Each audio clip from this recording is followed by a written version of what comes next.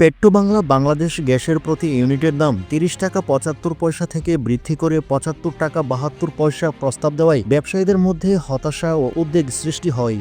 তবে এ বিষয়ে বাণিজ্য উপদেষ্টা শেখ বশিরউদ্দিন বলেন, ব্যবসায়ীদের হতাশ হওয়া যৌক্তিক হলেও আলোচনা ও সমঝোতার মাধ্যমে একটি ন্যায্য সমাধানে পৌঁছানো সম্ভব।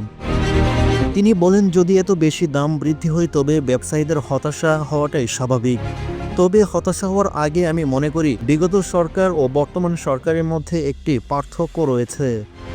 পূর্ববর্তী সরকার যেটি বলে সেটি হয়, কিন্তু এখন তেমন হবে না। শেখ বশিরউদ্দিন আরও জানান, পেট্রোবাংলা প্রস্তাব করে তবে সেটি চিন্তা ভাবনা ও আলোচনা ছাড়া কার্যকর করা হবে না।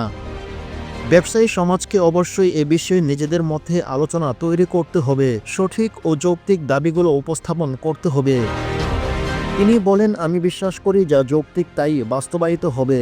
বাণিজ্য উপদেষ্টা এসব কথা বলেছিলেন ইন্টারন্যাশনাল কনভেনশন সিটি বসুন্ধরাতে অনুষ্ঠিত গ্যাস এক্সপো 2025-এর উদ্বোধনী অনুষ্ঠানে।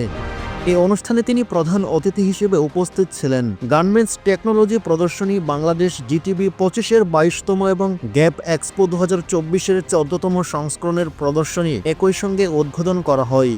এছাড়া বাংলাদেশে নিযুক্ত দক্ষিণ কোরিয়ার রাষ্ট্রদূত পার্ক ইয়ং শিকো অনুষ্ঠানে বিশেষ অতিথি হিসেবে উপস্থিত ছিলেন।